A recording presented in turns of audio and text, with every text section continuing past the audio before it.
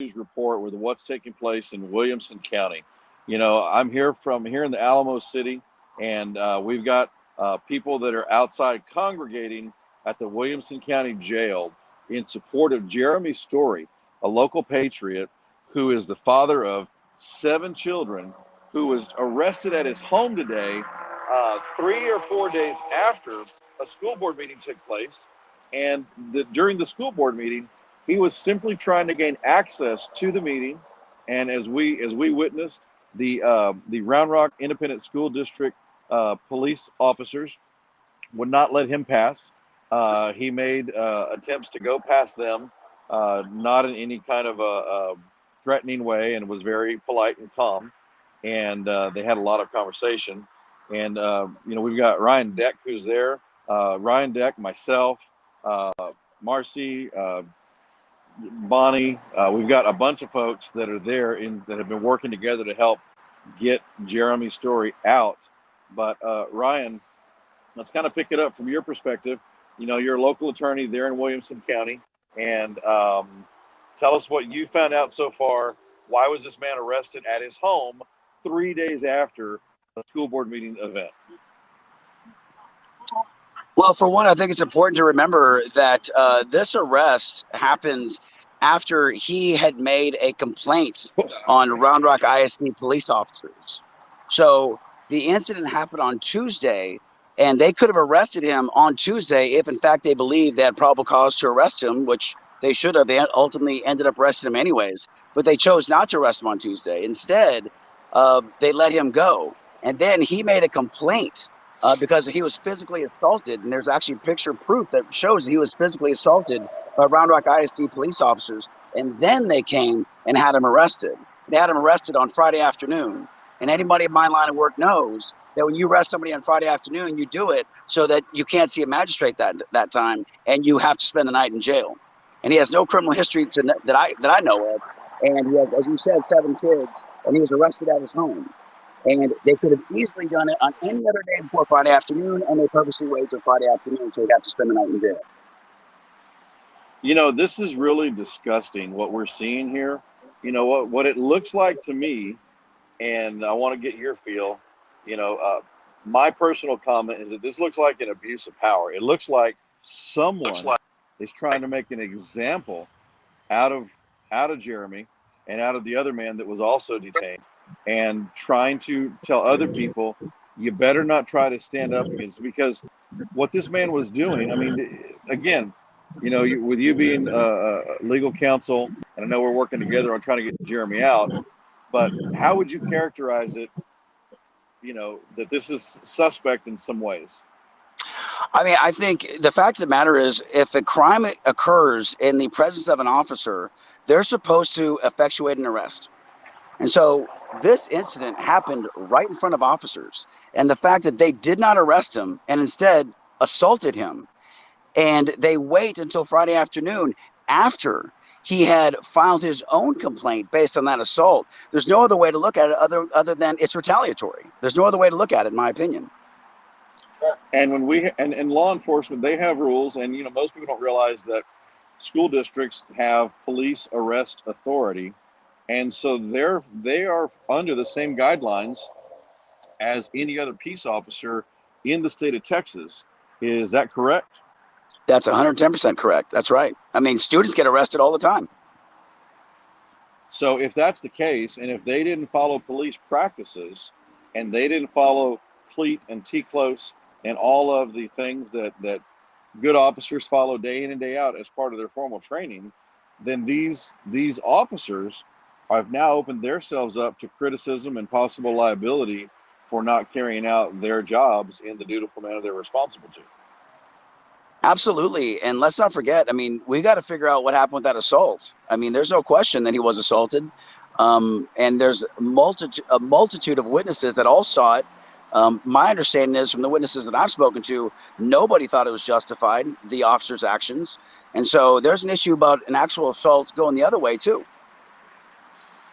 Now, I know that there's some people there. For those of y'all that are joining us, I know we're broadcasting this in several different locations, and we've got several actual national media outlets that are starting to share this information. But Ryan, let's turn to the crowd for just a moment, if you don't mind. And I'd like to Yes, just sir. get a couple of questions from them. For those y'all that are there today supporting Jeremy, can I get a comment from somebody that witnessed what took place at Round Rock, or that is aware of the situation? They just make a comment about what you think is happening.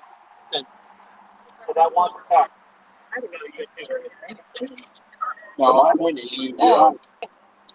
She witnessed what happened to Jeremy. There I you go. witnessed what happened to That's Dustin. it. All the Okay. So, hi.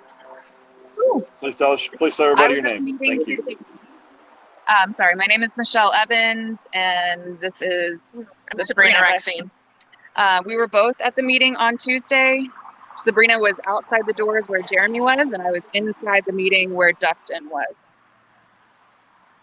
Okay. And as you saw, I'm and I sorry. saw the Okay. video. I saw the video. I know you were there firsthand.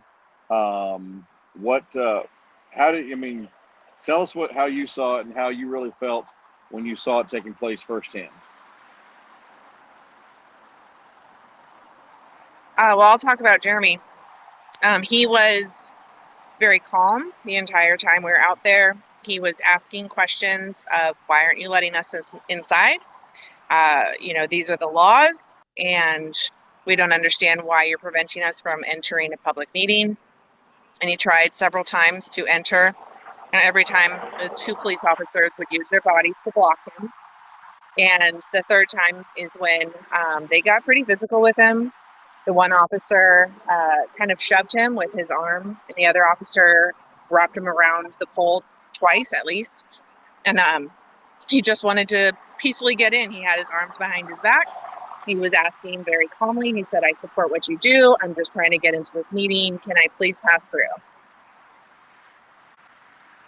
And the video that I saw, seemed like that was exactly the same thing.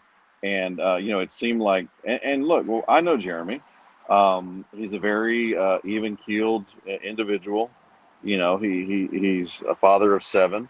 I've never seen him, lose control. And even in what I witnessed on the video, he never lost control in that situation where he was facing officers. It clearly had an agenda. Do you feel like the Round Rock ISD has an agenda where they're trying to tell the citizens, you better just leave us alone on this mask mandate? Because this is really what it's all about.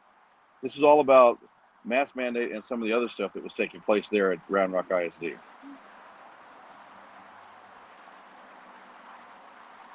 And absolutely, and Jeremy has been to previous board meetings where he has stood up and questioned during public comments. And so he's known by the board members for being very vocal about this issue. Okay. All right. Thank you very much for your comments. Thank you for your time, and thank you for supporting Jeremy. If you were going to tell other Texans watching this, we'd like to encourage people to come out there and support Jeremy. Would you encourage them to come out there and support Jeremy as well? Absolutely. We're at the Williamson County Courthouse. Okay. Thank you. And if there's someone else that would like to speak, I would love to hear from. We got anybody else over there? How many people do you have over there? Even if they didn't witness it, if they've just got a comment I or would say opinion. it's fair to say 30 easy. Okay. All right. And Do you have a comment or opinion? Anybody? Anybody witnessed what happened? Or can I just have somebody comment on the school board? You were there? Yeah, I have the whole videotape. Does he want to say something to me? You also want to Yes. because I'm Facebook living this. Okay. Okay, so who am I talking to? It's Weston Martinez. How are you? This is Weston Martinez. And you are running for? I'm running for Texas Land Commissioner, but I'm a conservative leader here in the state of. I'm running for Texas Land Commissioner. For Texas Land Commissioner, okay. Right. To replace George P. Bush as Texas Land Commissioner. And so what is your question? I was there the whole time. I videotaped the whole thing. Did you have a specific question? I do. I have several, actually. So being a conservative leader and fighting on a lot of different fronts over the years. Okay, go ahead with your questions.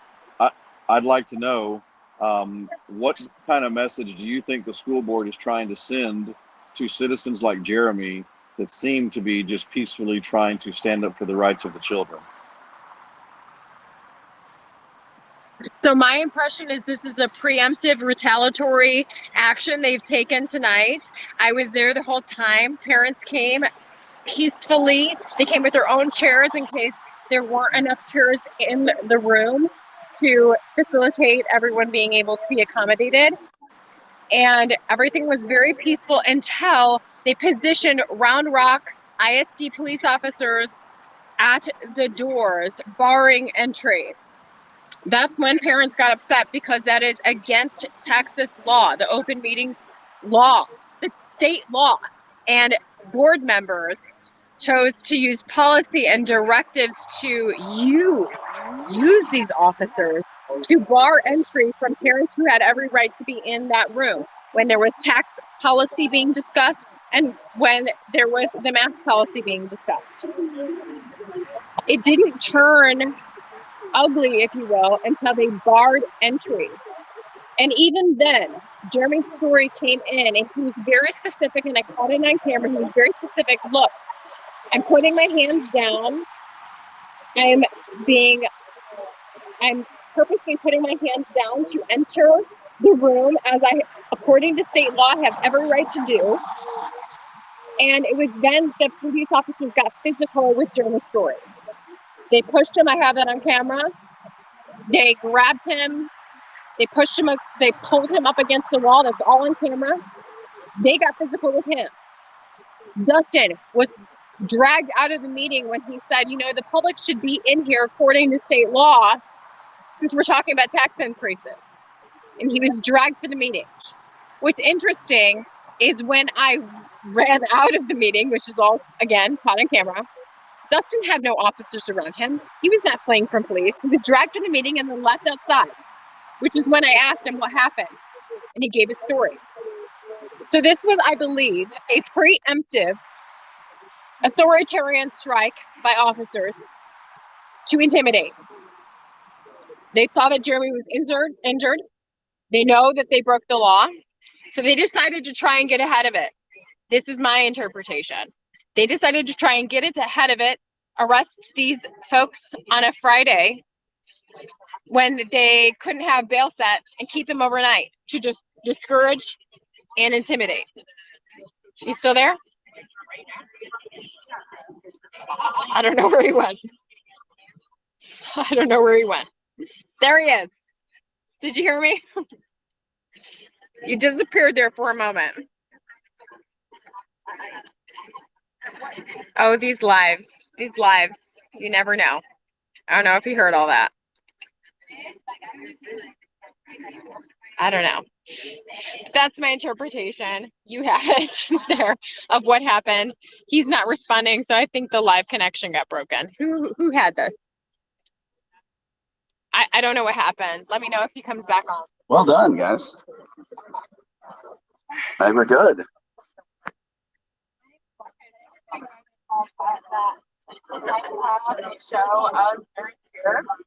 I'll show you. Okay, I'm supposed to call Laura Barker, is that right? Co-author a bill or something like that, but never solve them. Is anyone you? So I called Laura Barker. This could be true. How'd it go? No one's answering. They don't know me from Adam. I'm just telling you, try again. You're the attorney, so. Yes, that's true. But Barker's one thing. Arnold's tricky. Arnold is. It's an intimidating call to make. I'm here to tell you. That's fair. You've been in that place already, I'm sure, but you know, somebody needs to help us. These guys